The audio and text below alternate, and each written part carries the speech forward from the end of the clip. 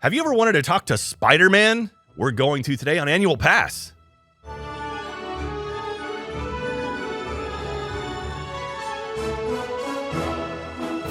Hello, everyone, and welcome to another episode of Annual Pass. This is the podcast where we talk about all things theme parks, ride, attractions, shows. If it happens inside of a theme park, it happens here on Annual Pass. I am your host, Jack Pattillo, and of course, joining me as always are my lovely co-hosts, BK and Jeff. Hi, Jeffrey. Hey, Jack. Hi, BK. Hello. How are you guys doing today? Hanging in there. Awesome. So this is an interesting one because we're doing an interview today with an awesome gentleman who's a TikTok star, goes by the name Youth Pastor Ryan, and we actually filmed this a while ago. So this is the first time we're doing the intro after we've done the interview. You know, a little how the sausage is made here. But this was the first time we all interacted together for Annual Pass, which is exciting. Yeah. You seem really excited by that, Jeff. I was thinking about how sausage is made for a second. Yeah. Like to get the little casing. It's far grosser than what we're doing. And meats. Well, speaking of sausage, don't forget to follow us on social media. We are annual_pass on Twitter and Instagram. We're Annual Pass Pod over on TikTok, where I've been uploading some little short clips and little short videos and whatnot. We might actually be annual_pass on TikTok by now. I don't know. We'll get Dennis to edit that in properly, whether or not that's true. We're trying. Someone parked annual_pass on TikTok. As of the morning of June 28th, the TikTok is Annual Pass Pod. That's Annual Pass Pod on TikTok. BK, calm down. It's just funny. Why are you so upset by it? It's just so cute. Like, you're freaking out. Oh, my username. Like, I'm trying to keep everything the same. I It's so much easier when it's one thing You're instead not of wrong. having to be like 90 different things. It was like, no, it's this. It's annual_pass across the board. But that was the one thing I didn't grab when I was pulling usernames. you had one job, Jack. I was One so job. shocked that Come on. annual_pass was available on Twitter alone, and it was also available on Instagram. What are the odds of that? And apparently it was on TikTok. I just missed it. I wasn't thinking. I wasn't future thinking, but here we are now. Also, make sure to grab some merchandise. Store.roosterteeth.com. We have some awesome merchandise, Annual Pass stuff. We've got stickers, we've got shirts, we've got lanyards, we got hats, you name it. We have a fanny pack now. Have you seen that? Yes. It's really awesome. I'm assuming it's out by now, but yeah, that one's. I'm excited to get my hands on that one. And I think we're gonna have some more merchandise coming soon. We were working on something I'm very excited for. Do you have a theme park shirt, Jeff, that you like wear whenever you go to theme parks? Like, I know you have your Celtics socks that you wear anytime the Celtics play.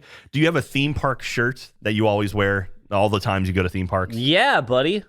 All my Annual Pass merchandise that I'm so excited about. There you go. BK, do you have a theme park shirt or outfit that you wear anytime you go to theme parks? Yeah, I got my Pizza Planet shirt I be wearing quite often. Nice. But now I have this awesome Pride merch. There you go. That's true. Yeah. I've got a shirt that I wear. It's a purple shirt with a little chicken on it. For some reason, I wear that every time I go to a theme park.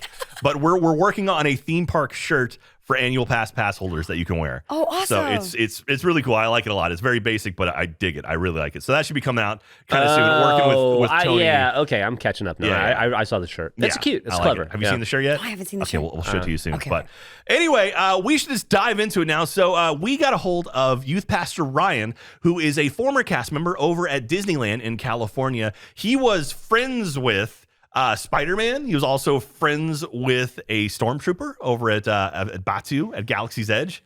You like it? You see the cool The shirt, shirt's right? awesome. And so one of our Sherston, who runs all of our social media stuff, she was like, hey, she works with someone else, and basically she set all this stuff up, which is awesome, and thank you very much for that. And he's like, yeah, I'd love to talk. And so we got him on. So without further ado, let's go and talk to Youth Pastor Ryan.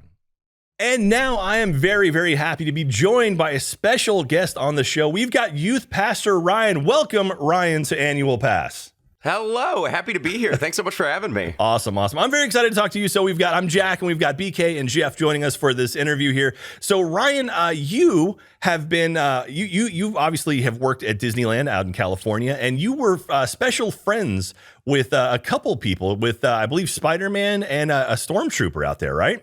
Yes, I was. Okay. Yep. Then that just immediately loads up some questions for me. So what is it like? So for those of you, well, maybe we don't want to spoil too much magic here, but when you're friends with somebody, that means you're really, really close, as in, inhabiting the skin of said character.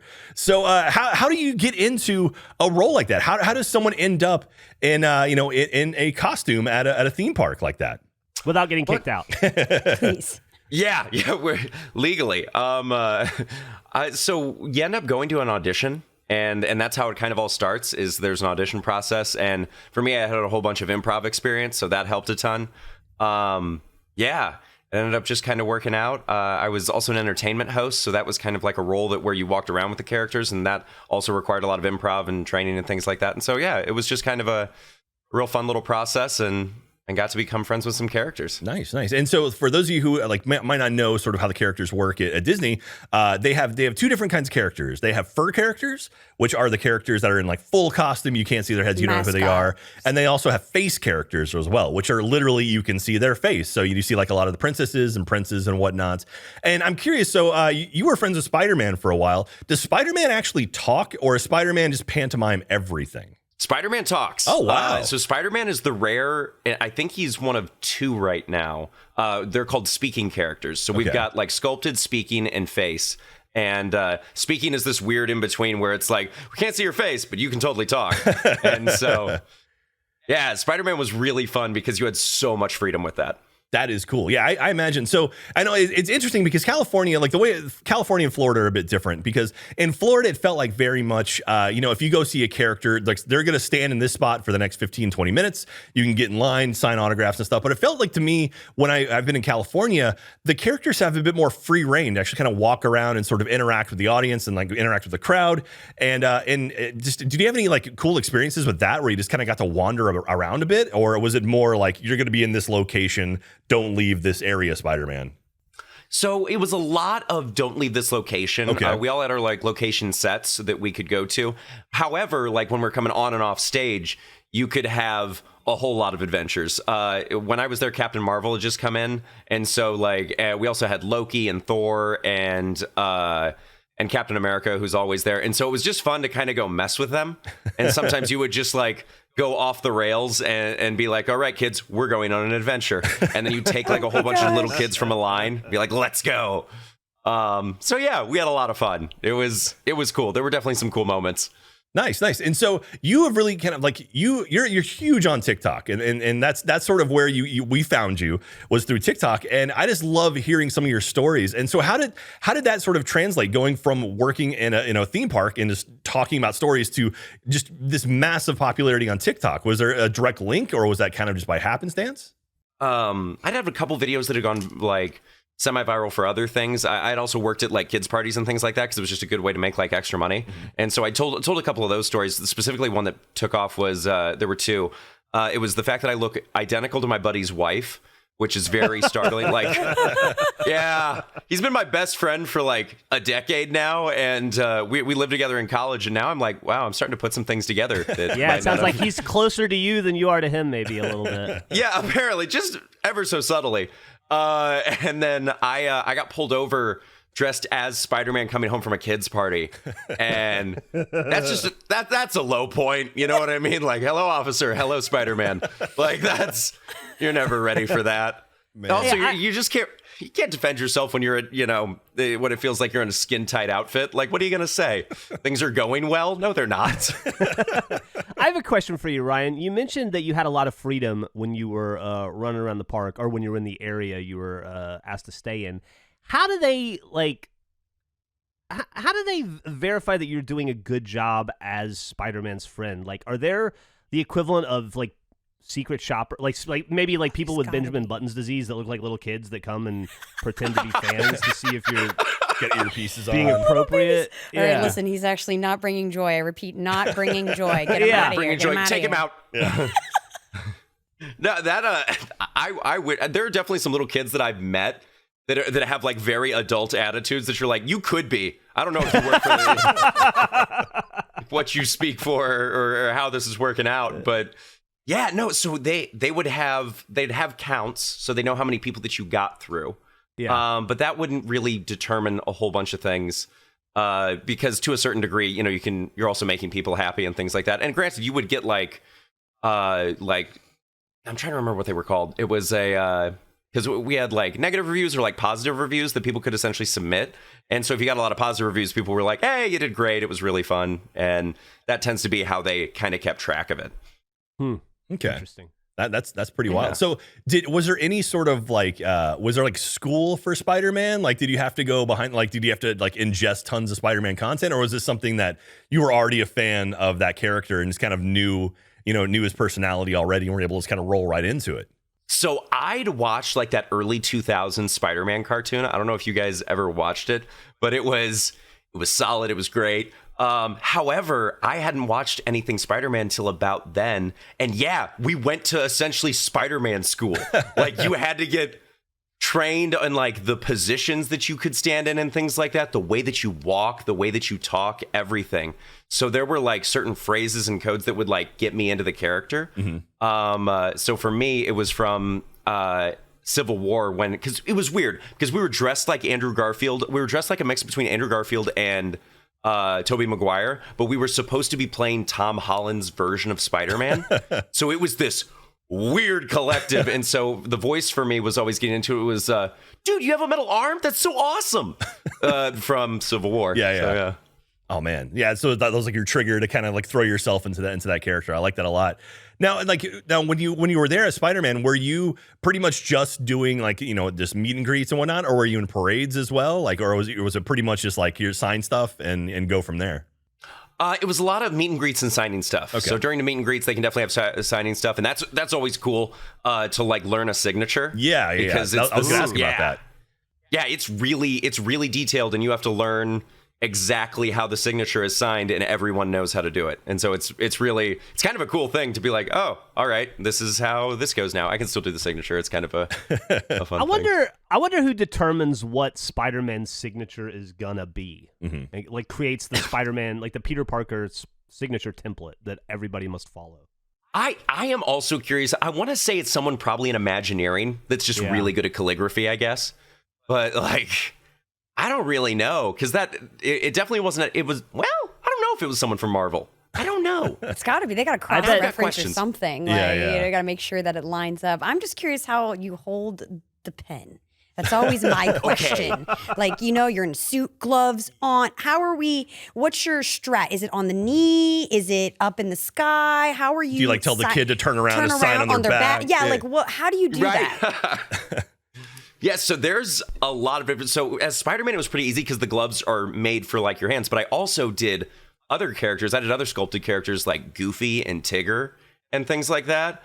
And those hands are, yes, exactly like that, BK. Like just giant gloves. You are drawing like a toddler. It is. And plus, I don't have great penmanship. So it was just not, I don't know. Sometimes it worked out, sometimes it didn't. But for Spider-Man, it was pretty easy. However, I mean, it was still kind of slick. So I definitely like dropped some pens. But yeah, at this point, the books that they give out have pretty good hardcovers. So you're able to pretty much hold them anywhere and do it. But I definitely, there was a little like newspaper stand at Spider-Man's area that I would just be like, okay, we're going over here now. Especially if they were like, sign this stuffed animal that's got like 8 different layers to it. And I'm like, well, this is going to be a nightmare. How long was a shift for you when you were Spider-Man? Anywhere from 8.5 to 12.5 hours. Wow. 12.5 hours. Good Lord. How do you, I assume that after a while, the suit gets annoying. Oh my god! Nice way of saying that. Yeah, there were, because Spider-Man has since changed, because now it's the Tom Holland height. It used to be the Tobey Maguire, Andrew Garfield height, which was 5'10" to 6'2", and that's where I fit in. And then the new one is 5'7" to 5'9", because Tom Holland is shorter. And so that old outfit though had like, I want to say 7 different zippers on it. Wow. Which couple things to imagine about that. Like, first off, you have to have someone in costuming help get you on. But second off, like, say you're having like a bad stomach day and you're 7 zippers in. Like, that's not an ideal situation when you're just like, I gotta get out of here. Like, this is gonna take a minute. Well, I can imagine too, like when I saw the fur characters, I worked with the Great Movie Ride when I was out in Florida, and we had a break room. We had a character break room above us in the 2nd floor, and I'd see those characters up there cooling off and whatnot.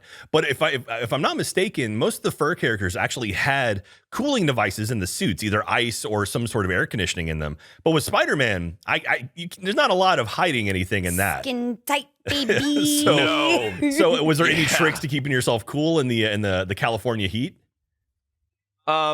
I think a lot of prayer.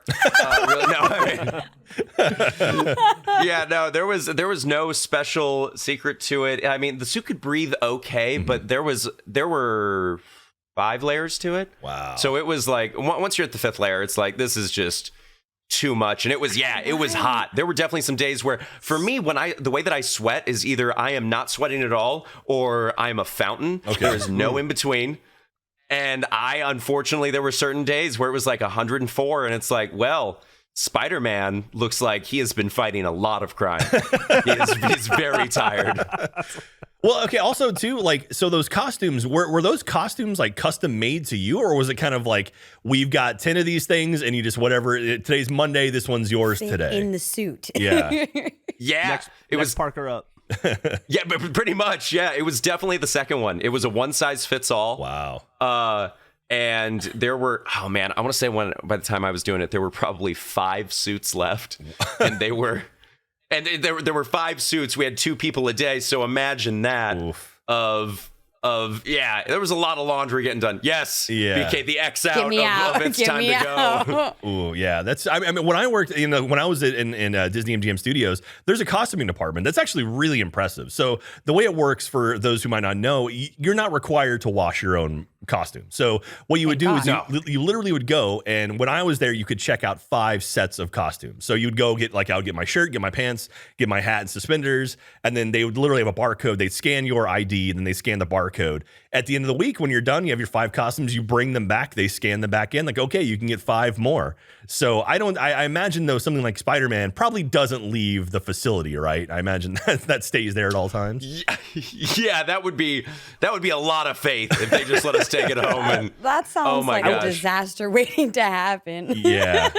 Oh, doesn't it though? Oh my gosh, it would be so much chaos. I'm especially imagining like even bigger costumes getting taken out, like Groot or someone just being like, oh, that's never coming back. Yeah. Like, that's. Yeah. I wonder what the official detergent of Spider-Man is. I wish I knew too, to be completely honest, just to get some of those memories coming back. I want to be Spidey's laundry woman. Yeah. Is it Gain? Is it Downey? Probably Tide. Oh man! Now, also you were friends with a Stormtrooper out at Batu at Galaxy's Edge, and I am curious about that because I mean that's a cool character. I mean I love the idea of the Stormtroopers because they wander around, and that's definitely in an area like the one time I went out to Disneyland, I saw Rey and Chewbacca, and they just walk around and they don't stop for anyone. Like literally Chewie, you try to get a photo with him, he doesn't stop moving. So you can get one while he's walking if you're lucky, but that's a pretty cool thing. And then having the Stormtroopers kind of adding the atmosphere to it. What was the sort of the difference? I mean, like, did you have more fun playing those kind of characters, or did you have more fun playing Spider-Man?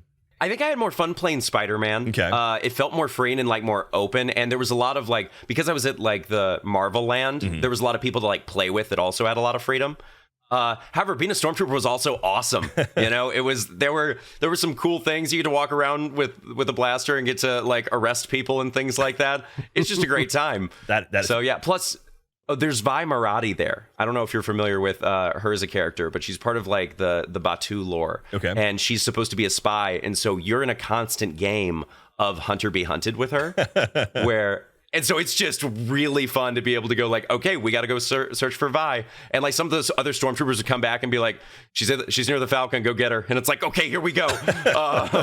Now, that is one thing. So not to spoil too much of the magic here, but the Stormtroopers have a very unique voice, a very distinct voice. And it feels like a lot of the stuff they say in the land is pre-recorded. Now, is that actually like when you hear the Stormtroopers talking in the land, is that something that's like on a speaker that's being played, or is that actually you inside the helmet talking through some sort of like voice manipulator? So I can't really say exactly how it works. Okay. I don't want to get you in trouble. No trouble here. That's fair. That's fair. What I can tell you is that Disney does have a patent for the thing that it does that is out there in the public if you want to try to find that. Okay. Which is the biggest hint that I can give, but I can also say it is neither. Oh, all right. That's interesting. BK, what do you think it is? I'm the helmet itself. Is you think it's alive? Yes. Okay. Yes. The helmet speaks for you. You just provide air. Okay. So it's like a saxophone where I just blow into it and I hope that the Thank you. You understand. No, I've been going through your TikTok channels and your channel, and I've been looking at some of your old videos, and the one with Kylo Ren, it's adorable. So do you want to explain the story behind Kylo Ren for someone who might not have heard of that one before? Yeah. So it was just kind of a regular day. I was being a stormtrooper and having a great time, and there was this little girl who would come dressed as, I think she goes by Raylene's Day Out on TikTok, and she was walking through the park, and I didn't know anyone was recording, but whenever you see like cute kids, it's always like, as a stormtrooper, different stormtroopers have different opinions on what you're supposed to do. Sometimes you're supposed to be like the hard stoic guys, but I don't have that in me. I'm a very soft person. I go by Youth Pastor Ryan, and that's because I look like one. I think we can all put that together. That's not. I'm not a tough guy, you know. So I just saw her and I was like, oh, well, Kylo, because she was dressed like Kylo, and I was like, well, she needs an escort, and so I just walked up to her and I just put down 2 fingers because her hands weren't big enough to like grab my hands, and she just took my fingers and we just walked through the land, and my buddy trooper like cleared away everybody so that we could just walk through the land together. Aww. And it was really sweet and really cute. And then I saw it on TikTok like 2 days later, and that was when I was still working at the parks, where I was like, there's always kind of like an interesting, like, what am I allowed to say, what am I not allowed to say? Funny thing enough, I say always, like, I don't speak for the brand or the company, and that's because I had a friend in legal that said, hey, say this so that you don't get in trouble. And now it's part of Disney's training. Oh, really? Actually. Yeah, I was going to ask you about that, because I mean, obviously, with the rise of TikTok and people, I mean, like, cell phones obviously it's a huge thing now, where I mean, as a character actor inside of a park, you could suddenly be involved with something, and we're seeing that a lot now, with a lot of TikTokers kind of taking advantage of that, where they'll go up to like a princess or like Grinch at Universal and just throw out something wholly inappropriate, where it's like, what do you think about this? And it's like, as a character actor, you can't be a jerk to them. You have to respond in some way. And I mean, do you have any thoughts on that? Like, I mean, being on both sides of that coin, like, how do you feel about sort of being, performing, but then performing for someone else's content inside of a park? That's always weird, because you're definitely trapped for that. You're not allowed to really say anything. And there are people that have come in and asked, like, I've been working either as a character or as a character host, where you've had people come in and just say like horrific or weird things that you're like, wow, there is no way to respond. And it's like, why? Like, we like this is for kids, and there's normally like kids around or in the room, and it's like, don't do that. But for me, like, Spider-Man was awesome because you could just be real quippy and like real short with them. Like, normally if, like, for instance, like, hypothetically, like, say moms would get a little like interested in Spider-Man because you're standing there in a skin tight suit. Then all of a sudden, the go-to for me was always like, I'm 16, like, because I was a teenager, and that shuts them down real quick. You don't want to mess with that. That's pretty great. And so, like, when you do have characters in the park, I don't know if you know this, but like, typically there is someone like a host with the character, basically someone to give backup in case something goes wrong. You see that anytime characters are walking around. Now, for someone like Stormtroopers, though, like, do you still have that host with you, or is that more of a kind of you're on your own type situation? We do have a host. They're normally heavily themed to Batu. Okay. So in that regard, they are less involved than the Stormtroopers are. And also Stormtroopers are able to, essentially talk for themselves. And so that was the beautiful thing about like Spider-Man and Stormtroopers, is when you're able to more speak for yourself, your host can kind of take a little bit more of a break. However, it depends on how rowdy a crowd gets, because sometimes you definitely need Stormtroopers. It's always funny to have security for the Stormtroopers, because it's like, man, they really can't hit the broadside of a barn door if they can't save themselves. Like, that's a bad sign. But yeah, it was fun. It was, and they were always there for us, and that was really cool. The hosts are an underappreciated but really, really wonderful like part of the parks. Yeah, absolutely, man. So how many Stormtroopers typically be walking around Batu? Like, I know usually you guys go in pairs, but how many at any point did you all kind of like meet up, like collect in one area? Like, it's like, hey, we're going to the Millennium Falcon, and then everyone shows up, and suddenly you've got 20 Stormtroopers, or you like roll up in force. Yeah. I wish that there was a time that we could have. I guess there's March of the First Order, which occasionally would happen. I'm not sure if it's happening again right now. But for a while there was we call it MAFTA. something like that. It was, but March of the First Order would have a lot of Stormtroopers come out in force, but most of the time in Batuu, it was like 6 at most. Okay. I think. And normally we'd have people on like over the garrison, over the catwalk, and then 2 walking around, or like catwalk with Kylo walking around in different areas. But we normally didn't always group up, mostly because then it would get confusing for who's talking to who, because you can't really see whose mouths are moving. So yeah, like what do you do there? Now, are there like, I love sort of behind the scenes secret stuff or hidden stuff. Is there anything hidden in either Batuu or over in Avengers Campus that maybe your sort of common person walking around might not notice, but you can be like, oh, if you look between those 2 buildings and see that little piece of graffiti there, like this actually means that. Is there anything cool like that maybe you can shed some light on? Well, I was Spider-Man right before Avengers Campus, so Okay. where it used to be in Santa Cross from like Captain America. And for us, just some weird things is like Captain Marvel's plane is really an F-15. Like that was donated by the U.S. Navy. Wow. Oh, wow. So like there's some weird things like that is like, that's genuine. That's a real thing. I'm trying to think other than Spider-Man's apartment. I'm not going to say that I have attempted to get into that, but there's this apartment that's above Spider-Man's meet and greet location where it used to be, and there is a door that can let you in there. Now, hypothetically, that door is currently barricaded, and you can't get in it currently, but apparently there are ways to get in there. Nice. And so that's always been a dream. And yeah, there was a lot of just kind of fun, cool things about it, but nothing else that I can think that's really dramatic. Okay. Yeah. Okay. No. So when you were over in Batuu as a Stormtrooper, were there any sort of like things that would happen that if you were like you and your partner were walking around and you spotted like Rey walking around, was it kind of like make a beeline, like go after her, or was it kind of just like respect space and kind of like let them have their moments? For Rey and Chewie, it was like, don't mess with the Jedi and don't mess with the Wookiee.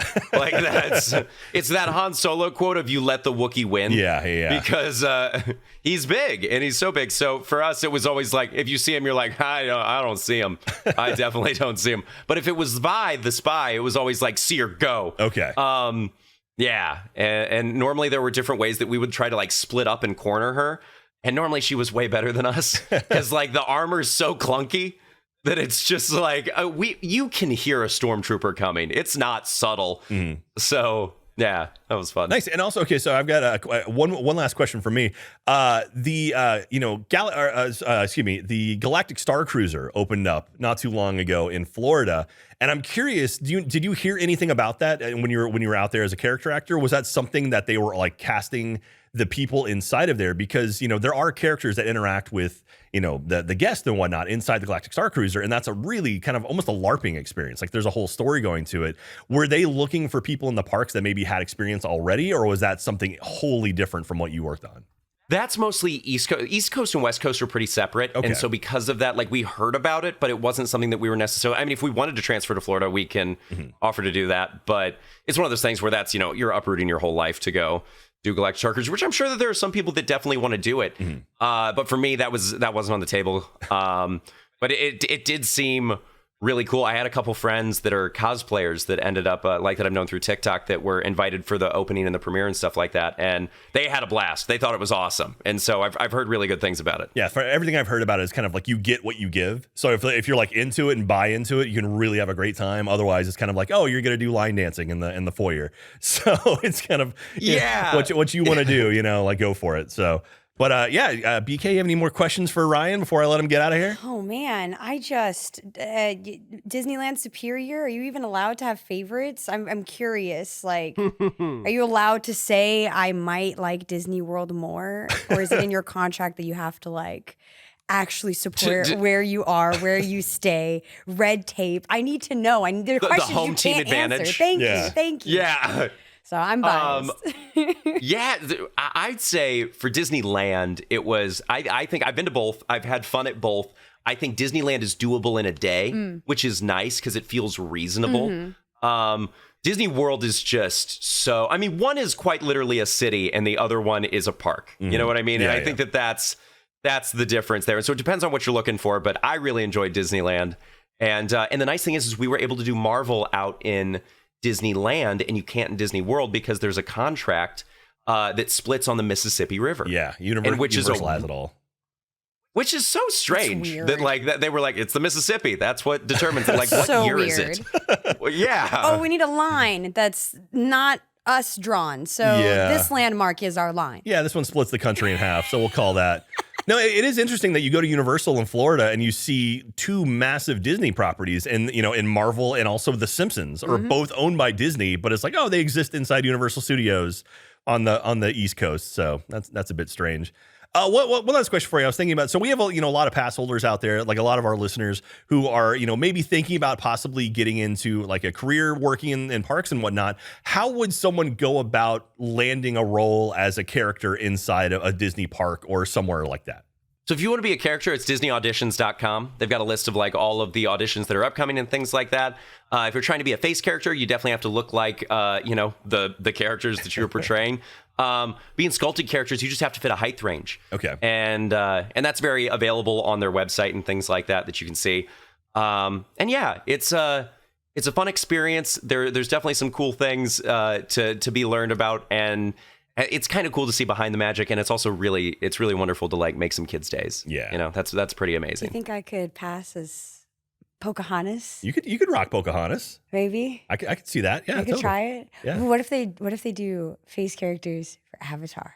Ooh. Sign me up. I want to be 9 feet tall. That would be so cool. Put me in Especially with the stilts. second one coming out, they probably will. That's what I'm saying. I want to be like Yeah. a shaman by the tree or something. Man, that'd be. I'm curious because would it be like a Groot type character, or it's like more of a puppet, or would it be an actual face character? Like, I mean, they're like 9 feet tall. Yeah, so yeah. I don't know. have you done Navi River Journey? No, not yet. Oh my gosh, that's one of the most impressive animatronics on the planet. They have a life-size shaman. No. Yeah, and she's beautiful. What? Yeah, it's so everyone talks about Flight of Passage out of Disney, at Animal Kingdom, but the Navi River Journey I actually like more than Flight of Passage. It's just a slow-moving ride, but it's all like the glowing stuff. It has all like these really cool projections. And at the very end, they have it's an A1000 animatronic, and she is huge, and she moves like she's alive. It's incredible. Yeah. Wow, that's really cool. Yeah, absolutely. Check that out if you get out to Animal Kingdom. We'll take you out to Florida, and we'll go out to it. All right? Florida party. Let's do it. Oh, that sounds awesome. Excellent. That's the way to do it. Well, Ryan, we'd love to have you. Well, like maybe sometime we can come out to California. We can go through Disneyland with you if you'd be up for it.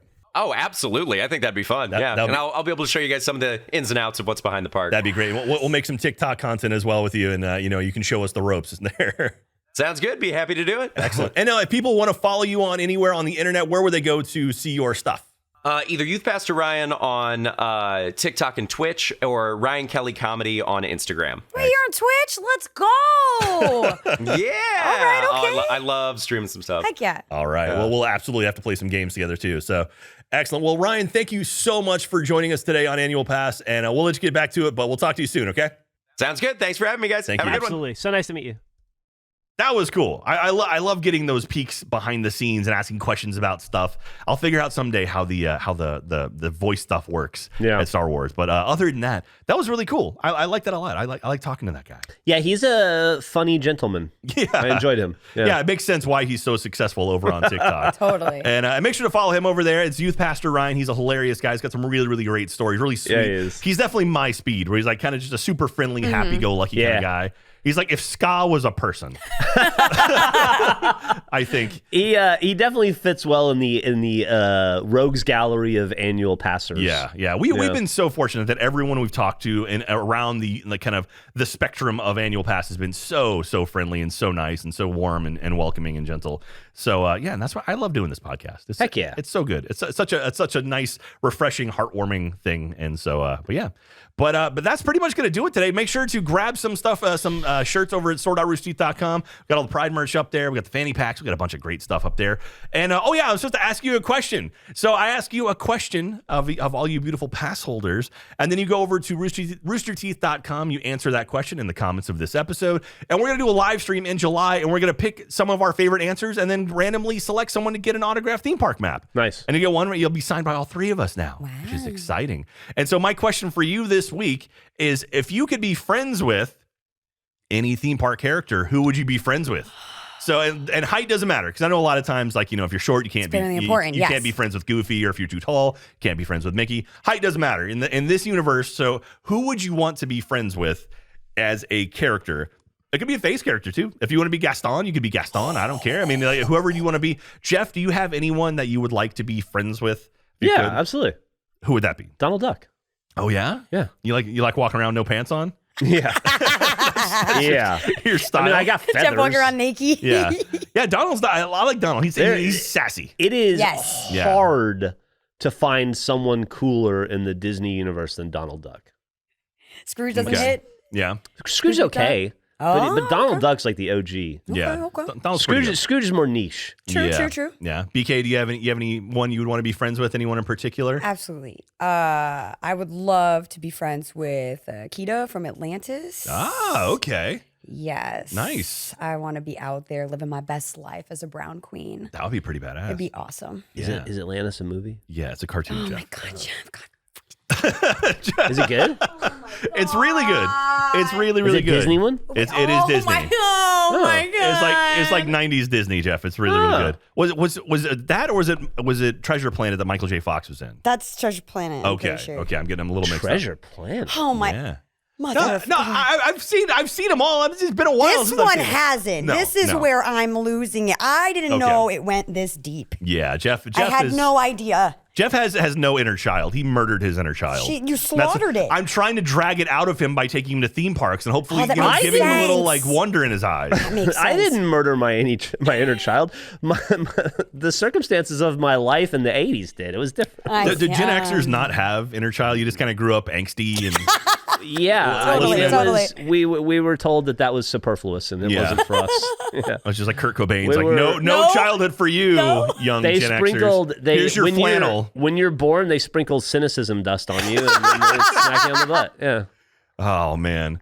Anyway, let us know in the comments over at roosterteeth.com who would you be friends with as a character, and then during our live stream in July, we'll go through pick a random winner and send you a theme park map. But that's gonna do it for today. Thank you very much. We love you. Thank you for listening and watching the show, and make sure you spread the word because podcasts like this live and die by word of mouth. So we want to keep making this thing forever. So please tell all of your friends and say, hey, you should listen to Annual Pass. And also it's friendly too. It's kid friendly. So you can listen to it in the car and not worry about, your kids freaking out or your parents freaking out. It's a good time. So we love you very much. Stay safe. We'll see you soon.